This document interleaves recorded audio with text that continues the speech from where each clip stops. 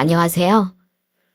저는 저희 가족들을 위해 하루하루 건강해지려고 노력하고 있는 여자입니다. 제가 한번 아파보니까 삶이라는 게 너무 소중하고 그 삶을 잃게 될까봐 너무 무섭기도 하더라고요. 그런데 그렇게 하루하루 불안에 떨던 저한테 정말 못되겠던 사람들이 있었습니다. 그건 바로 저희 시모랑 도서인데요. 어떻게 아픈 사람한테 그런 말을 할 수가 있는지 지금도 그 생각만 하면 너무 화가 난답니다. 도대체 무슨 말을 했길래 제가 사형까지 쓰게 됐는지 궁금하시죠? 지금부터 얘기해 볼 테니 잘 들어주셨으면 좋겠습니다. 전 어릴 때부터 직장을 다니시는 아빠와 가정주부로 계시는 엄마 밑에서 평범하게 살았습니다. 저희 할아버진 일찍 돌아가시고 할머니 혼자 시골에서 사셨는데 저희 엄마가 할머니랑 유독 친하셨어요. 가족끼리 할머니 집에 가면 꼭 할머니가 달려 나오셔서 저희 엄마를 끌어안고 머리를 쓰다듬어 주시더라고요. 아이고, 우리 예쁜 딸내미 왔구나. 내가 우리 딸내미 보고 싶어서 복 빠지게 기다리고 있었지. 저희 할머니는 엄마한테 딸내미라고 부를 정도로 저희 엄마를 예뻐하셨어요. 밥을 먹을 때도 맛있는 반찬을 꼭 저희 엄마한테 먼저 주시더라고요. 그러다 보니 저도 할머니가 너무 좋더라고요. 그래서 한 번은 저랑 남동생이 할머니한테 그냥 우리랑 같이 살자고 조른 적도 있었어요. 그런데 할머니는 인자하게 웃으시면서 저희한테 이러시더라고요. 이 할민 평생 시골에서 살아서 그런지 여기가 좋아. 그러니까 그냥 앞으로도 이렇게 왔다 갔다 하면서 지내는 걸로 하자. 사실 저희 부모님도 할머니를 계속 모시려고 했는데 할머니가 극구 반대하셨다고 들었어요. 아마 저희 엄마 아빠가 고생할까봐 그러셨던 것 같아요. 그렇게 시간이 흘러 전 대학을 졸업한 후 대기업 하청업체에 들어갔습니다. 어릴 때부터 워낙 화목한 분위기의 집안이었기 때문에 제가 성인이 되어서도 저희 집안엔 항상 웃음꽃이 피어났어요. 그러다가 제가 20대 후반 때 저희 집안에 큰 슬픔이 찾아오고 말았습니다. 저희 할머니가 지병으로 돌아가시고 말았거든요. 그때 장례식장에서 제일 많이 울었던 건 바로 저희 엄마였어요. 어머님, 저하고 오래오래 엄마랑 딸처럼 지내자고 약속하셨잖아요. 저 친정엄마 일찍 돌아가시고 어머님이 제 엄마라고 생각하면서 살았는데 어머니까지 가버리시면 전 어떡하냐고요. 전 살면서 저희 엄마가 그렇게 숨이 넘어가라 우시는 건 처음 봤습니다. 그만큼 엄마한텐 할머니가 정말 소중한 분이었던 거죠. 그렇게 큰 슬픔을 겪게 된 저희 가족은 다시 힘을 내서 살아가려고 노력했습니다. 저도 회사를 다니며 돈도 모으고 정말 열심히 살았어요. 그러다가 30대 중반의 지인의 소개로 저보다 3살 많은 남자친구를 만나게 되었습니다. 남자친구는 주류 상사에 다니는 사람이었는데 말 한마디라더라도 예쁘게 하고 늘 저를 먼저 생각해주는 좋은 사람이었어요. 그래서 그 남자친구와 결혼을 약속하고 예비 시댁에 인사를 드리러 가게 되었습니다. 그런데 세상에 예비 시아버지께서 절 보자마자 예쁜 꽃다발 하나를 주시는 거예요. 생각지도 못했던 선물에 얼마나 감동받았는지 모릅니다. 어머, 아버님, 이거 저 주시는 거예요? 우리 아들이 결혼할 여자 데려온다길래 나도 뭐 하나 해주고 싶어서 요 앞에 꽃집에 가서 사왔어요. 그나저나 우리 예비 며느리가 그 꽃다발보다 훨씬 예뻐서 누가 꽃인지 구분을 못하겠네. 세상에 꽃다발 같은 건 남자친구한테 받아봤어도 예비 시아버지한테 받아볼 줄은 꿈에도 몰랐습니다. 그렇게 인사드리고 같이 식사를 하는데 예비 시모도 제 손을 꼭 붙잡고 이렇게 말씀하시더라고요. 우리 이제 가족이 된 거니까 앞으로 사이좋게 잘 지내봐요. 난 며느리라고 해서 시집살이 시킬 생각도 없고 그냥 딸 하나 생겼다고 생각하고 있어요.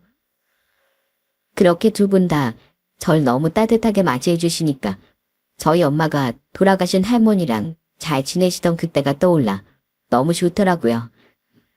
그 후 남편과 결혼을 한 전 시댁과 합가해서 살았습니다.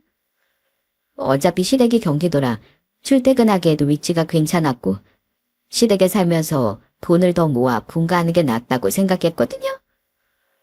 그런데 합가한 지 얼마 안 됐을 때 저희 시모가 절 부르시더니 진주가 콕 박힌 반지 하나를 주시더라고요. 세아가 이거 옛날에 나 결혼할 때 우리 시어머니가 나한테 주셨던 거야. 나도 맏며느리로서 물려받은 반지니까 이제 너한테 똑같이 물려주마. 저는 그 반지를 늘 제 옆에 지니고 싶어서 항상 지갑에 넣고 다녔어요. 저는 지갑 속에 있는 그 반지 볼 때마다 시모의 따뜻한 마음이 느껴지는 것 같아서 너무 좋았습니다. 그런데 시모도 시모지만 저희 시아버지가 저한테 엄청 잘해주셨어요. 제가 집에서 심심할까봐 저 쉬는 날엔 바둑도 가르쳐 주시더라고요. 큰애야, 이 바둑이라는 게 말이다. 사람의 인생하고 참 비슷한 면이 많아. 단순한 놀이 같아 보여도 그 안에 인생의 진리가 다 담겨 있는 거거든. 저희 시아버진 낚시하는 것도 좋아하시는데 직접 낚은 물고기로 회도 기가 막히게 드시더라고요. 거기다가 회무침도 잘 만드시고 매운탕도 엄청 맛있게 끓이셨어요. 사실 제가 소고기나 삼겹살은 좋아하지만 회는 비려서 별로 안 좋아했었는데 시아버지가 해주신 건 하나도 안 비리고 너무 맛있더라고요. 아버님, 저 아버님 덕분에 새로운 맛에 눈을 뜬 기분이에요. 저 회랑 매운탕이 이렇게 맛있는 건 줄 처음 알았잖아요. 아유, 그러냐? 아이, 그럼 내가 우리 며느리 위해서라도 앞으로 더 많이 해줘야겠네. 그런데 그렇게 자상한 시아버지 무시하는 사람이 있었습니다. 그건 바로 저희 시모였어요. 한 번은 시아버지가 집 앞에 산책을 나가셨다가 저 준다고 붕어빵을 사오셨는데 시모가 그걸 보고선 인상을 팍 쓰고 잔소리를 하시는 거예요. 아이, 당신은 먹을 걸 사오려면 좀 좋은 걸 사오든가? 구질구질하게 붕어빵이 뭐야? 능력 없어서 며느리한테 그딴 거나 사주면 뒤에서 욕먹는 거야. 어머님, 아버님한테 갑자기 왜 그러세요? 저 붕어빵 없어서 못 먹어요. 그러니까 너무 그러지 마시고 같이 맛있게 먹어요. 네? 그런데 시모는 다 같이 식사를 할 때도 시아버지가 밥 한 그릇을 더 먹으려고 하시면 또 핀잔을 주시더라고요. 참나, 하는 것도 없이 밥만 축내는 밥벌레가 따로 없네. 그냥 한 그릇만 먹으면 되지. 돼지같이 뭘 더 먹는다고 그래? 시모가 하도 그러니까 같이 살던 시누이랑 저희 남편까지 한마디씩 하더라고요. 어머니, 아버지가 한 그릇 더 드신다는데 꼭 그런 식으로 말씀하셔야겠어요? 아버지가 밥 먹을 때마다 어머니 눈치 보느라 얼마나 답답하시겠어요. 그래요, 엄마. 제발 우리 아빠한테 그러지 좀 마요. 나 진짜 엄마 그럴 때마다 우리 아빠 불쌍해 죽겠단 말이에요. 불쌍하긴 뭐가 불쌍해. 사업하다 말아먹어서 집안을 이 모양 이 꼴로 만들었으면 더 당해도 싸지. 안 그러냐? 알고 보니까 저희 시아버지가 20대 중반에 돈을 벌러 중동 건설 현장에 가서 엄청 고생을 많이 하셨다고 하시더군요. 그 후 한국에 들어와서 사업을 하셨는데 한동안 잘 나가다가 사업이 망해버렸대요. 그리고 그때부터 시모가 시아버지를 지금처럼 무시했다고 하더군요. 그런데 문제는 시아버지 무시하는 게 시모뿐만이 아니었다는 겁니다. 저보다 2년 먼저 결혼한 동서가 툭하면 시모 말에 맞장구 치면서 시아버지를 깔보는 거예요. 한 번은 다 같이 식사를 하는데 시아버지가 김치를 손으로 찢어서 제 밥 위에 올려주신 적이 있었어요. 그랬더니 시모가 그걸 보고 또 한마디 하시는 거예요. 아유, 촌놈인 거 티내는 것도 아니고 아이 김치를 왜 손으로 찢고 난리야? 그런데 그걸 들은 동서가 맞장구를 치면서 이러더군요. 그러게요. 요즘 젊은 사람들은 저렇게 음식을 손으로 만지는 거 싫어하거든요. 그러고 보면 우리 어머님은 연세가 있어도 마인드가 젊으신데 아버님은 너무 옛날 분이신 것 같아요. 그런데 시모와 동서가 그렇게 하는데도 저희 시아버진 아무 말씀도 못 하시더라고요. 그래서 제가 대신 한마디 했습니다. 김치를 손으로 찢어서 주시는 게 어때서요? 손만 깨끗이 씻었으면 되는 거 아니에요? 아버님, 전 이렇게 주시는 거 하나도 안 싫어하니까 앞으로도 계속 주셔도 돼요. 전 아버님이 주시는 김치 제일 좋아하거든요. 그런데 동서는 계속해서 시아버지한테만 틱틱거리더라고요. 동서한텐 아들이 한 명 있었는데 시아버지가 손질 너무 예뻐해서 좀 놀아주려고 하면 동서가 기겁을 하면서 또 이러는 겁니다. 아버님, 그런 식으로 갑자기 다가가면 우리 아들 놀래요. 그리고 원래 어린애들은 안경 쓴 남자 싫어하는 거 모르세요? 그러니까 저희 애랑 놀아주고 싶으시면 그 안경도 좀 벗고 시험도 좀 깔끔하게 밀고 오시라고요. 저는 그런 동서를 보면서 너무하다는 생각이 들 때가 한두 번이 아니었습니다. 그러다가 저도 결혼 생활을 하면서 아들 하나, 딸 하나를 낳게 되었어요. 저희 시아버진 저 몸보신하라며 몸에 좋은 것도 많이 사다 주시고 저희 남편한텐 이런 얘기까지 하시더라고요. 상현아, 원래 여자가 애를 낳고 나면 산후조리가 그렇게 중요하다고 하더라. 이 시기에 몸 망가지면 나이 들어서 엄청 고생하는 거야. 그러니까 앞으로 네가 남편으로서 네 마누라 잘 챙기고 보살펴야 된다. 알았지? 저희 시누이도 제가 애 둘 키우느라 힘들 것 같다면서 퇴근하고 자주 저희 애들을 봐주더라고요. 우유도 먹이고 기저귀도 갈아주는데 얼마나 고마웠는지 모릅니다. 큰 올케 언니, 전 우리 조카들 보는 게 세상에서 제일 좋아요. 조카들은 제가 볼 테니까 올케 언니 들어가서 좀 쉬세요. 하루 종일 애들 보는 거 보통 일이 아니잖아요. 그런데 그렇게 행복한 시간만 있을 줄 알았던 저희 가족한테 정말 청천벽력 같은 사건이 일어나고 말았습니다. 제가 결혼한 지 3년쯤 됐을 때였는데 시모가 평소보다 유난히 심하게 시아버지를 잡으시더라고요. 시아버지도 너무 듣기 싫으셨는지 날이 엄청 추웠는데도 갑자기 산책을 간다고 하시더군요. 아유, 아버님, 이렇게 추운데 나가시려고요? 나갔다가 감기라도 걸리시면 어떡해요. 괜찮다. 머리가 너무 복잡해서 바람 좀 쐬고 싶어서 그래. 따뜻하게 입고 나갈 거니까 너무 걱정하지 말거라. 하지만 그렇게 밖으로 나간 시아버진 영영 돌아오실 수 없게 되었습니다. 산책을 나가신 지 한참이 됐는데도 집에도 안 오시고 연락도 안 되시길래 저랑 남편이 찾으러 나갔었어요.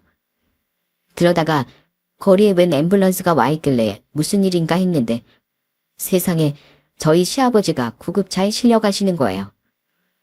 급하게 병원으로 쫓아갔는데 결국 심장마비로 세상을 떠나시고 말았습니다. 산책하다가 쓰러지신 걸 지나가던 행인이 119에 신고한 거였어요?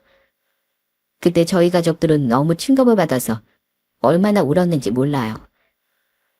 죄송해요, 아버님. 아버님이 마음이 답답해서 나가셨던 건데 제가 그냥 말도 더 많이 걸어드리고 위로도 해드리고 그랬어요. 그랬으면 그 추운 날 혼자 나가지 않으셨을 거 아니에요. 시아버지가 저한테 워낙 잘해주셨기 때문에 슬픔을 이겨내기가 너무 힘들었습니다. 한편으론 그날 시모가 그렇게 심하게 안 했으면 이런 일이 벌어지지도 않았을 거라는 원망의 생각도 들더군요. 하지만 장례식장에서 펑펑 우는 시모를 보니까 차마 시모한테 모진 말은 할 수가 없더라고요. 결국 저희 가족은 슬픔 속에 장례식을 치르고 시아버지를 보내드릴 수밖에 없었죠. 그 후에도 저희는 계속 시댁에서 살았는데 그때부터 지옥이 펼쳐지기 시작하더군요.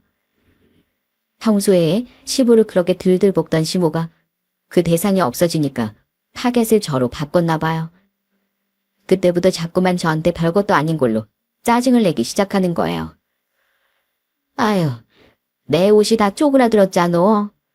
너 내가 아무 옷이나 건조게 돌리면 안 된다고 했지? 왜 내 말을 안 들어서 이 사단을 만들어?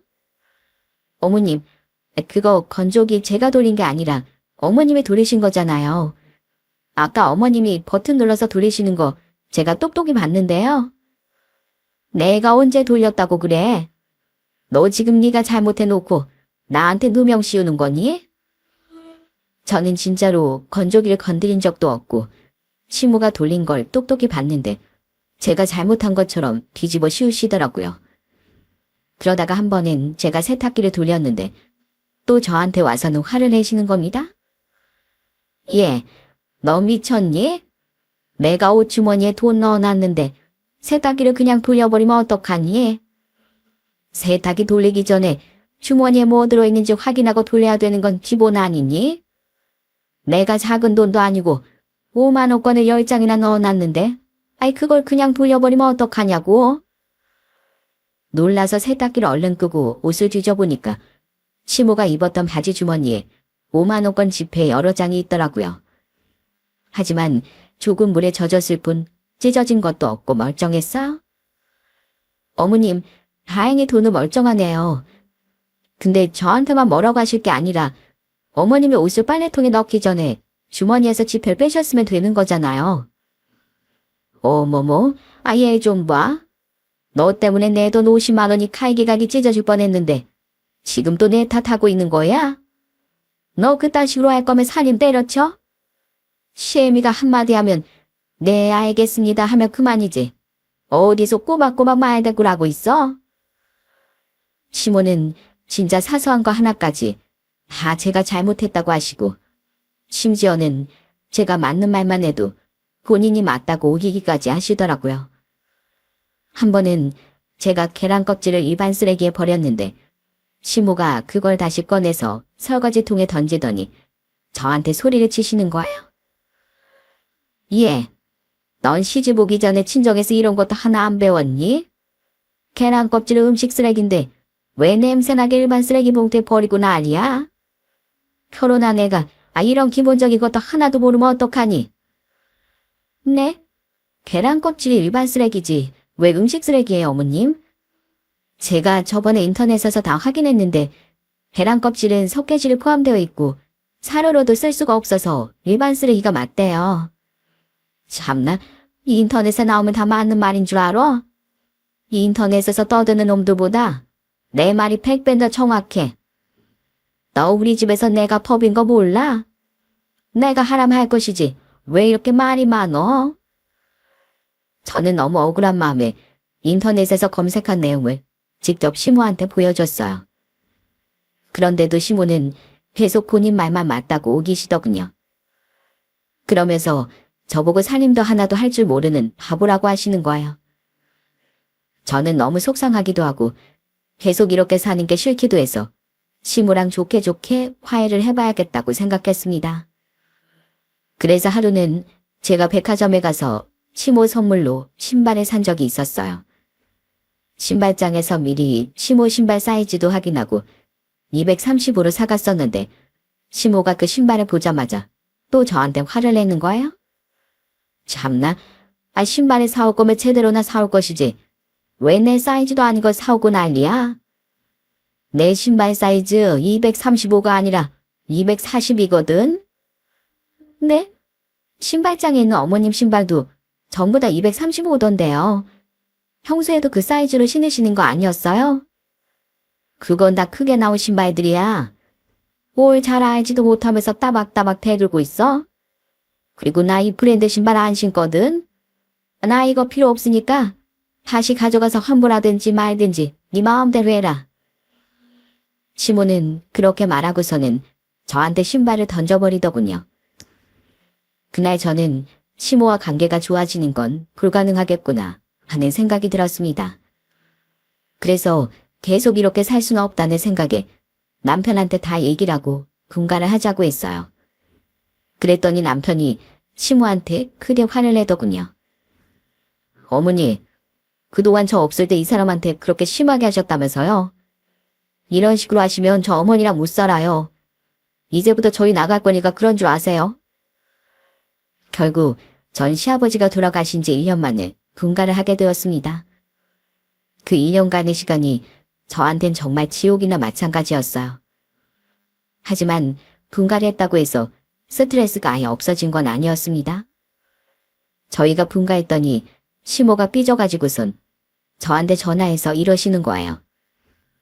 너, 네가 뭘 잘못했는지 알지? 그래도 내가 마음이 넓은 사람이니까 네가 앞으로 나한테 잘한다고 하면 내가 용서해주고 다시 받아주마.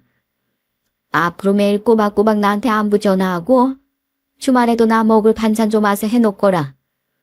그렇게 한 달 동안 하면 내가 너희 다시 우리 집으로 들어오게 해주마. 어머님, 전 그 집에 다시 돌아갈 생각 없어요. 어머님이 절 내쫓으신 게 아니라 제가 제 발로 나온 거 모르세요? 그러니까 앞으로 그런 말씀 하지 말아주세요. 그런데 시모뿐만이 아니라 동서도 얄미운 짓을 계속하더군요. 저희 시아버지 제사 때마다 일이 바쁘다면서 와서 돕지도 않고 제사 시작하기 직전에 오는 거예요. 게다가 동서가 예식장 상담실장으로 일하고 있었는데 자기 돈 잘 번다고 은근히 저를 무시하기도 하더군요. 형님, 아무리 대기업 하청업체밖에 안 다닌다고 해도 머리 스타일이 구질구질하게 이게 뭐예요? 월급 적다고 돈 없는 티를 너무 내는 거 아니에요? 뭐라고? 내가 무슨 돈 없는 티를 낸다고 그래? 맞잖아요. 제발 저를 좀 보고 배우세요. 전 사람을 많이 만나는 직업이라 항상 화장도 예쁘게 하고 관리 잘하잖아요. 형님 그렇게 아줌마처럼 하고 다니면 나중에 아주버님이 바람날지도 몰라요. 뭐? 동서 지금 말 다 했어? 우리 남편은 절대 바람 피울 사람 아니거든? 그런 동서나 자기 관리 열심히 하면서 서방이 바람 안 피게 조심하면서 살아. 안 그래도 회사 다니면서 애들 키우느라 바빠 죽겠는데 왜 나한테까지 그런 걸 강요하고 난리야? 그렇게 하루하루 시모와 동서 때문에 스트레스 받고 있었는데 한 번은 저희 시누이가 저보고 술 한잔 하자고 하더라고요. 그래서 나갔더니 시누이가 절 위로해주기 시작하더군요. 큰올케 언니, 요즘에 우리 엄마 때문에 많이 힘들죠? 사실 우리 엄마가 예전에 아빠 사업 잘 될 땐 안 그랬었거든요. 그때 먹고 싶은 것도 마음대로 먹고 사고 싶은 것도 다 살 수 있어서 그런지 화도 잘 안 내고 말투도 상냥했었어요. 근데 저희 아빠 사업 망하고 나서부터 저렇게 변해버린 거 있죠? 저도 우리 엄마가 하는 행동 볼 때마다 진짜 이해가 안 돼 죽겠어요. 예전부터 제발 올케 언니한테 그러지 말라고 했는데도 제 말을 도무지 안 듣더라고요. 그래도 전 항상 올케 언니 편인 거 알죠? 엄마가 또 힘들게 하면 저한테 얘기해요. 제가 어떻게든 엄마한테 그러지 말라고 잘 설득해 볼게요. 그래도 남편과 시누이가 제 편을 들어주니까 조금은 위안이 되더라고요. 그래서 저도 어느 정도는 참아야겠다고 생각했습니다. 그렇게 살다 보니 어느덧 제가 결혼한 지도 9년이 지났어요. 그런데 그때쯤 평소처럼 샤워를 하는데 가슴에 뭔가 볼록한 게 만져지는 거예요. 이상하다는 생각에 남편한테 얘기를 해봤더니 저보고 얼른 병원에 가보자고 하더군요. 그렇게 병원에 가서 검사를 했는데 정말 충격적인 얘기를 듣고 말았습니다. 세상에 여태까지 건강하게 살았던 제가 유방암 위기라는 거예요. 너무 놀라서 인터넷으로 검색을 많이 해봤는데 사람마다 다 얘기가 다르더라고요. 어떤 사람은 쉽게 만지된다고 하고 또 어떤 사람은 부작용 때문에 세상을 떠나는 경우도 있다고 하더군요. 저는 그걸 보고 얼마나 무서웠는지 모릅니다. 그래도 어쨌든 가족들은 다 알아야겠다는 생각에 저희 친정이랑 시댁에 전부 다 얘기를 했습니다. 그런데 너무 놀라서 걱정하시는 저희 친정 부모님과는 달리 시모는 시큰둥하게 반응하더군요. 어머님, 의사가 그러는데 수술하기 전에 항암 치료 먼저 해서 암 크기 줄여놓고 수술하는 게 더 좋대요. 그래서 저 2주 뒤에 입원하고 항암 치료하기로 했어요. 뭐? 2주 뒤에? 그럼 네 시아버지 제사랑 날짜가 겹치는 거 아니니? 그렇긴 한데 제일 빠른 날짜가 그날밖에 없다고 하더라고요. 아니면 아예 뒤로 한참 미뤄야 된대요. 참나, 그거 다 병원에서 핑계대는 거야. 넌 바보같이 그 말을 다 믿고 있니? 제 걱정을 해주기는커녕 핀잔만 주시는 걸 보고 너무 서운하고 속상하더군요. 그래도 절 걱정해주는 다른 가족들이 많으니까 전 일정대로 입원을 하게 되었습니다.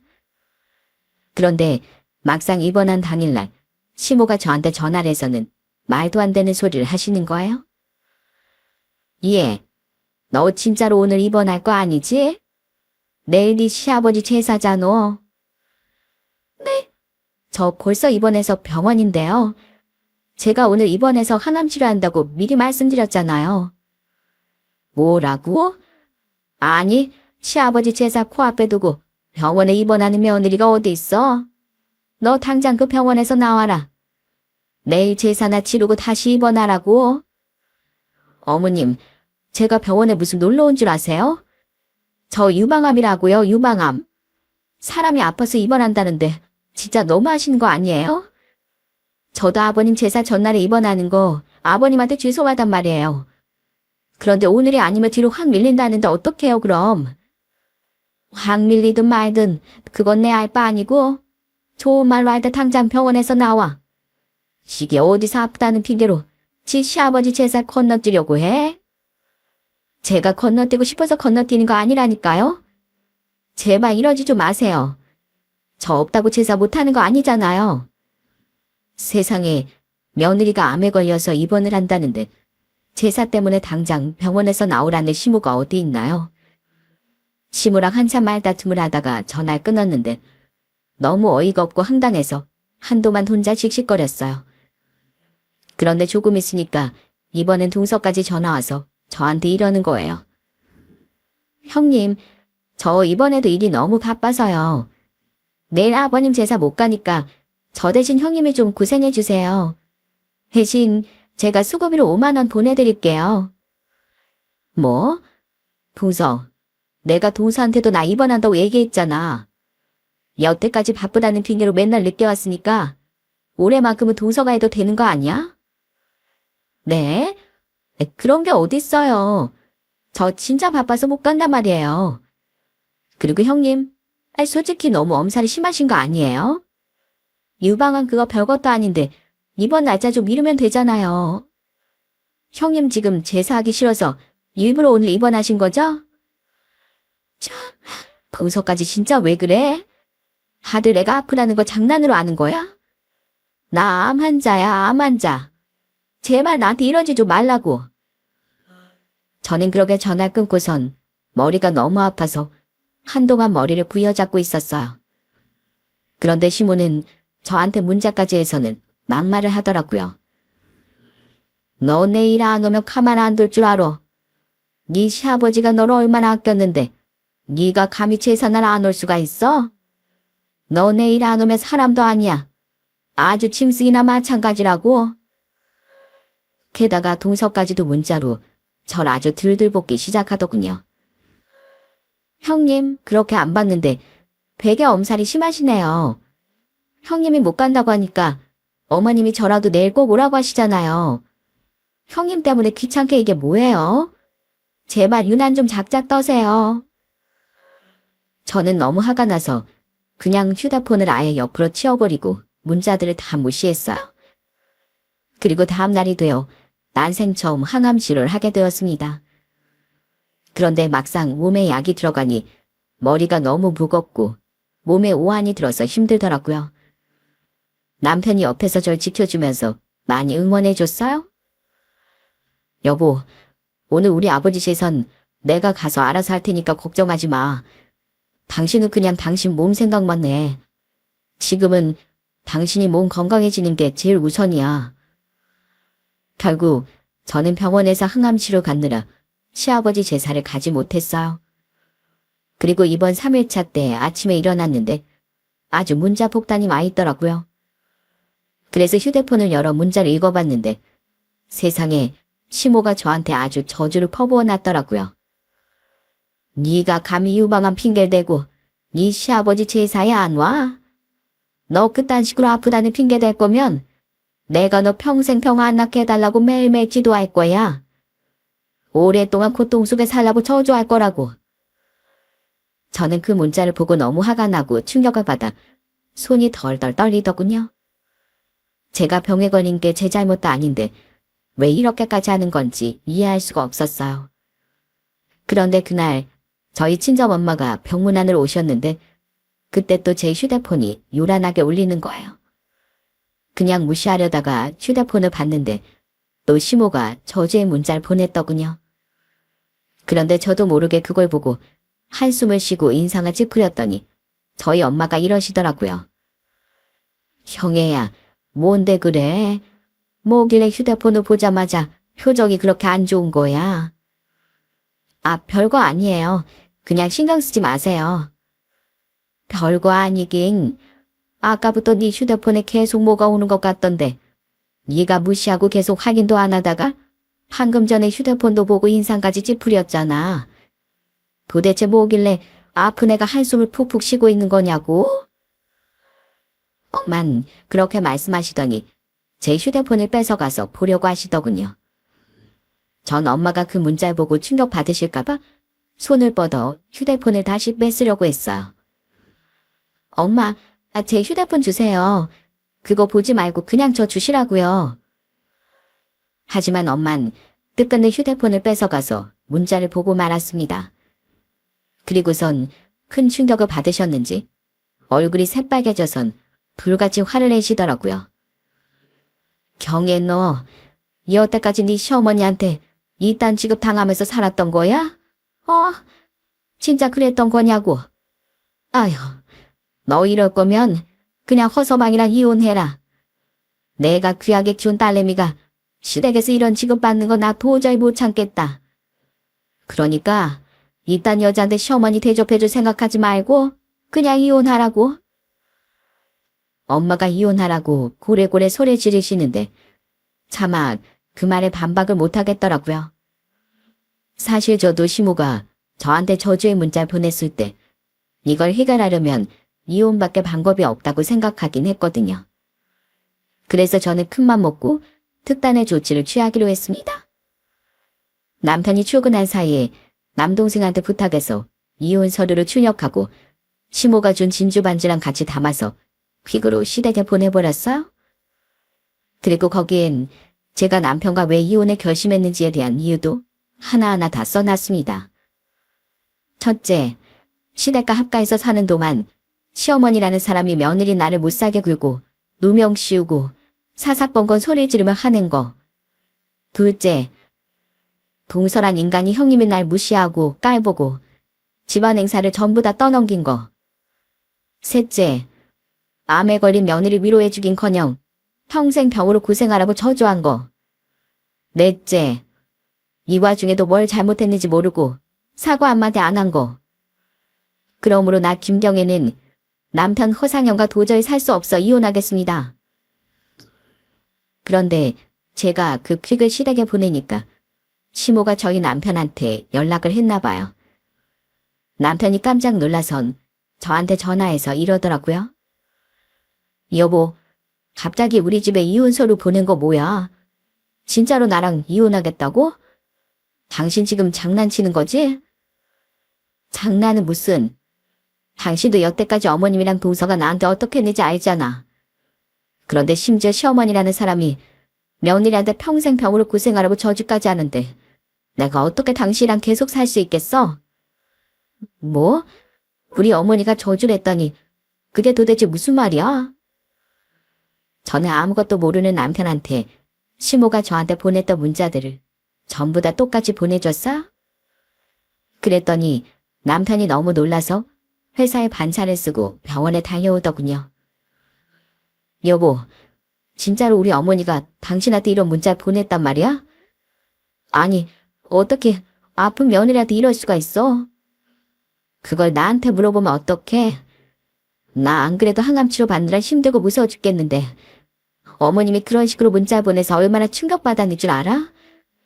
세상에 남한테도 그런 식으로 저주는 안 하는데 어떻게 며느리 나한테 그러실 수가 있냐고. 여보, 미안해. 나 진짜 우리 어머니가 당신한테 이렇게까지 하는 줄 몰랐어. 평소에 당신한테 막말도 하고 함부로 하시는 건 알았지만 이렇게 말도 안 되는 짓까지 하실 줄은 몰랐단 말이야. 근데 여보, 나 당신하고 헤어질 수는 없어. 나 당신 없으면 안 되는 거 알잖아. 그럼 이번엔 확실하게 선택해.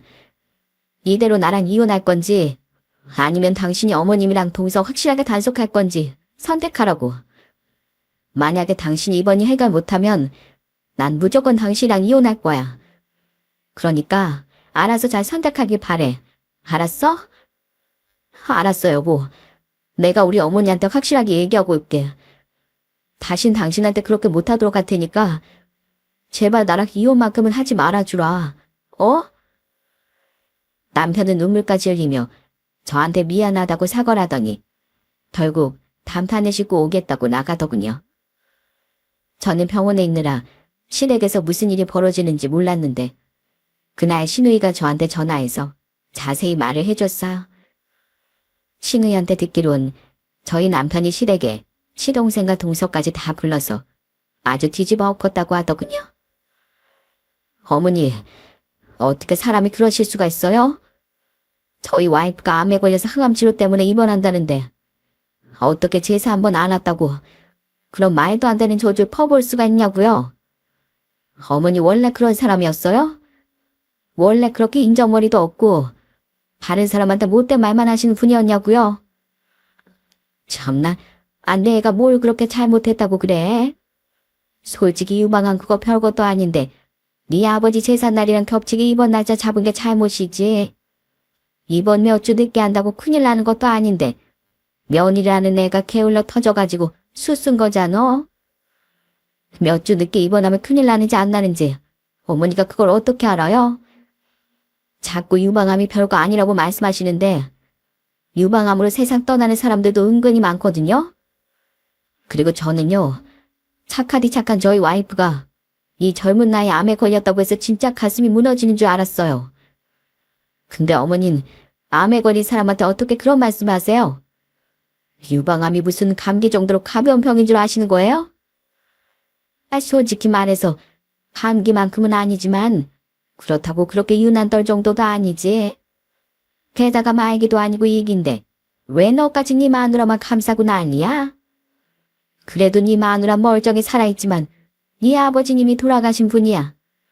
돌아가신 분 제사 챙기는 게 중요하지. 살아있는 사람 병원 가는 게 중요하니? 어머니, 그걸 지금 말이라고 하세요? 살아있는 사람 병 걸린 거 무시하다간 무슨 일 생길지 모르는 거예요. 그리고 여태까지 아버지 제사 때마다 제일 많이 챙긴 게 누구예요? 어머니도 아니고 재수씨도 아니고 바로 저희 와이프잖아요. 여태까지 몇 년의 제사 때마다 제일 신경 썼는데 올해 한번 참석 못한 거 가지고 이렇게까지 하셔야 돼요? 저 어머니가 이런 식으로 하시면 어머니랑 그냥 연 끊고 살 거예요. 저한텐 저희 와이프도 제가 평생 책임져야 할 소중한 가족인데 그 사람한테 그렇게 함부로 하신 거 이제 못 참겠다고요. 뭐? 네가 나랑 이혼을 끊어? 이게 아주 마누라한테 미쳐가지고 치엄마한테 아주 못할 소리를 하는구나. 시모는 끝까지 사과 한마디 안 하고 남편한테 화를 냈다고 하더군요. 그런데 남편은 거기서 더 나아가 시동생한테도 크게 소리쳤다고 합니다. 상지, 너도 마찬가지야. 너 앞으로 네 마누라 제대로 관수 못하며 가만 안 둘 줄 알아. 아무리 자기 잘난 맛에 사는 여자도 그렇지. 어디서 효님 되는 사람한테 함부로 하고 있어? 그리고 재수씨, 지금 이 사태가 일어난 배경에 재수씨도 있는 거 아시죠? 저 아무리 재수씨가 우리 상진이 와이프에도 못 참습니다. 그러니까 앞으로 그 입 조심하면서 살라고요. 아시겠어요? 그러자 시동생이 한숨을 푹푹 쉬면서 도사한테 소리를 쳤다고 하더군요. 당신, 내가 언젠가 이런 일 벌어질 줄 알았다. 그러게 내가 우리 형수님한테 작작하라고 했지? 당신 이제 두고 봐. 그 거지 같은 성격 안 고치면 당신도 나랑 인연 끝이야. 알아? 여보, 무슨 말을 그렇게까지 해. 지금 형님 때문에 나랑 이혼이라도 하겠다는 거야? 그럼 당신이 우리 형수님 가슴에 대못을 받고 가족 간의 파탄까지 나게 만드는데 내가 언제까지 당신을 참고 살아야겠어? 그러니까 앞으로 그 성격 못 고치겠으면 그냥 지금 이 자리에서 나랑 이혼해. 알았어? 그렇게 한바탕 난리가 난 후 다시 병원으로 돌아온 남편은 저한테 미안하다고 또다시 사과를 하더군요. 다신 그런 일 없게 하겠다고 저한테 몇 번이고 약속을 했어요. 그렇게 저는 3박 4일간의 입원을 마치고 퇴원을 하게 되었습니다. 그런데 남편이 연을 끊겠다고 한 말이 무서웠는지 시모가 저희 집에 찾아와선 갑자기 사과를 하기 시작하는 거예요. 큰애야, 내가 정말 미안하다. 내가 그날 네 시아버지 제사 끝나고 술을 많이 마셔서 그랬어. 원래 사람이 술에 취하다 보면 말 실수도 하고 그러는 거잖니. 세상에 시모는 핑계댈 게 없어서 술 핑계를 대더라고요. 여러분들도 아시다시피 연예인이고 뭐고 사고치고 나면 술 먹고 심신미약 상태로 그랬다고 변명을 하잖아요. 그런데 저희 시모도 똑같더군요. 어머님, 시중 진담이라는 말 모르세요? 술 먹고 그런 말씀하셨으면 평소에 속으로 저한테 그렇게 조절하고 싶으셨던 거잖아요. 저는요, 아픈 사람한테 금방 나을 수 있을 거라고 응원하는 사람은 봤어도 평생 낫지 말고 고통스러워하라고 얘기하는 사람은 처음 봤어요. 정상적인 사람이라면 절대로 그런 말을 할 수가 없다고요. 그러니까 이렇게 내가 미안하다고 사과를 하잖니. 그런데 나도 너 없이 제사 지내는 게 막막해서 그랬어. 너도 알다시피 네 동서가 할 줄 아는 게 뭐가 있니? 그래서 안 그래도 네 동서랑 둘이 한다고 생각하니까 걱정이 많았는데 막상 제사 당일날 되니까 아무것도 도움이 안 돼서 결국엔 내가 다 해야 되더라고. 그러다 보니까 내가 이렇게 고생하는 게 다 너 때문인 것 같아서 나도 모르게 그만 너한테 그런 심한 말을 해버렸다. 내가 그러면 안 됐었는데 술에 취해서 제정신이 아니었나 봐. 여태까지 제가 아버님 제사 잘 챙겨서 편하셨으면 오히려 저한테 고맙다고 하셨어야 되는 거 아니에요? 어떻게 제가 매년 잘하다가 아파서 딱 올해만 빠진다는데 그거 가지고 그런 식으로 말씀하세요. 저 그리고 이모님 때문에만 화난 거 아니에요. 어머니 그동안 저 진짜 못 살게 구셨잖아요. 그게 쌓이고 쌓여서 이렇게 됐다는 걸 왜 모르세요? 내가 너한테 그동안 심하게 했던 건 사과하마. 내가 너무 성격이 드세다 보니까 뭐든지 다 내 맘대로 해도 된다고 생각했나 봐. 근데 나 그래도 우리 아들 없으면 못 사는 거 알잖니. 우리 아들이 나랑 영 끊는다는 얘기까지 하는데 내가 진짜 무서워 죽겠다. 그러니까 네가 우리 아들 좀 알려주면 안 되겠니? 싫어요. 어머님 아들이 저랑 이혼하기 싫어서 결정한 건데 제가 그걸 왜 말려야 돼요? 그러게 이런 일 안 벌어지게 적당히 하셨어야죠.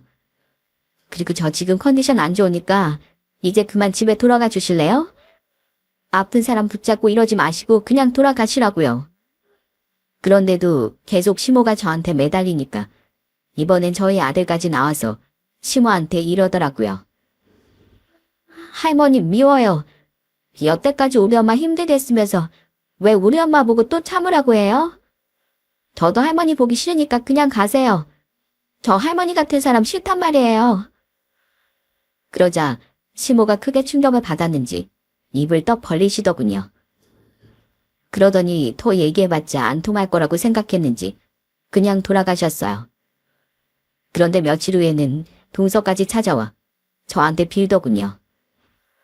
형님, 저 앞으로 형님한테 함부로 안 할게요. 저보다 돈 못 번다고 무시하지도 않고 형님이 걸린 유방암이 별거 아니라는 얘기도 안 할게요. 그러니까 제 사과 좀 받아주시면 안 될까요?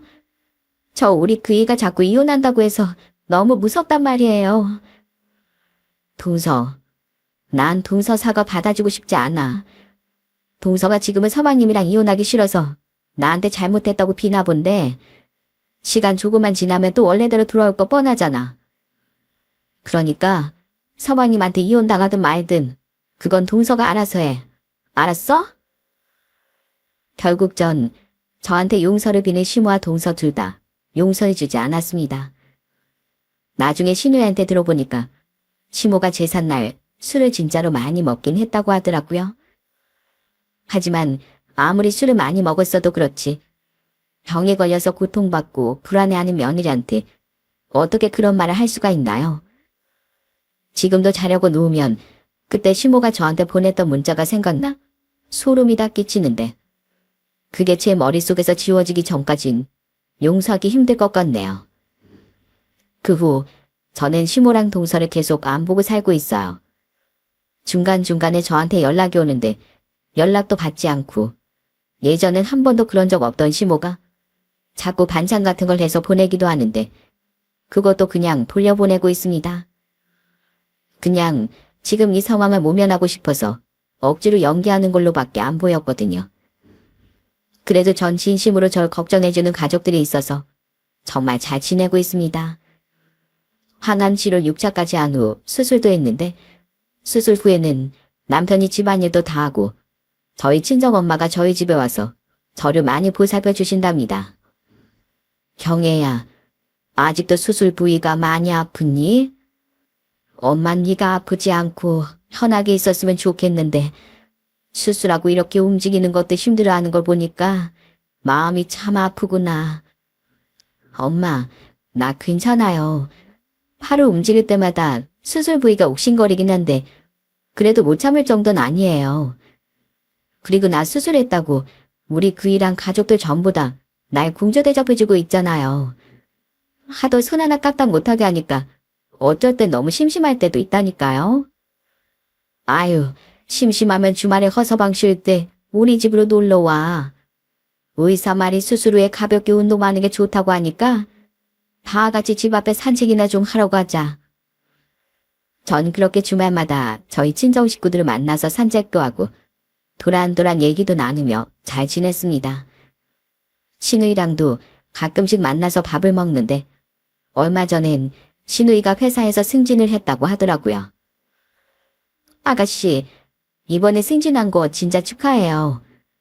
역시 아가씨처럼 똑똑하고 똑부러지는 사람은 회사에서 금방 인정받을 줄 알았어요. 그래서 말인데 이거 내가 아가씨 위해서 준비한 승진 선물이거든요. 마음에 들지 모르겠지만 한번 열어봐요.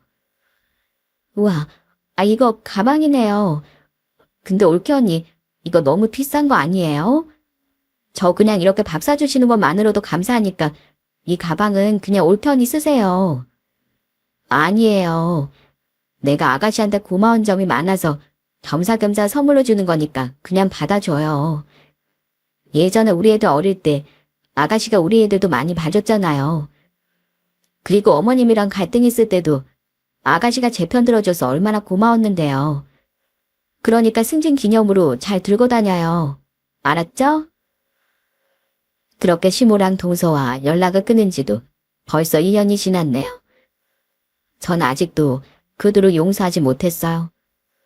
특히 시모의 경우 제가 아파서 입원했을 때 했던 그 저주의 말이 잊혀지지 않아 당분간은 용서가 힘들 것 같네요. 제가 이번에 병원에 입원해 보니까 세상에 암 환자가 진짜 많더라고요. 그런데 암 환자도 힘들지만 그 옆에서 간호하는 사람들도 참 체력적으로도 정신적으로도 힘든 것 같아요. 이래서 어른들이 건강이 최고의 자산이라고 하시는 건가 봐요. 아마 제 사연을 듣고 계시는 시청자분들의 주위에서도 아프신 분들이 있을 수 있습니다. 그런데 전 그분들한테 말 한마디라도 따뜻하게 해주셨으면 좋겠다고 말씀드리고 싶어요. 아픈 사람한텐 응원의 말 한마디가 정말 큰 힘이 될 수도 있고 또 반대로 나쁜 말 한마디 때문에 좌절하거나 공포심에 휩싸일 수도 있으니까요. 제가 40대 중반의 나이에 암에 걸린 것처럼 젊은 사람들 중에서도 암 환자가 많은 걸로 알고 있어요. 나이가 젊을수록 암 진행이 더 빠르다고 들었는데 다들 용기 잃지 마시고 치료 잘 받으셔서 건강 괜찮으셨으면 좋겠습니다. 물론 연세가 지긋하신 어르신 환자분들도 마찬가지고요. 그럼 전 이만 제 사연을 마치도록 할게요. 끝까지 들어주셔서 정말 감사합니다. 항상 건강 관리 잘하시고 가족들과 행복한 시간 많이 보내세요.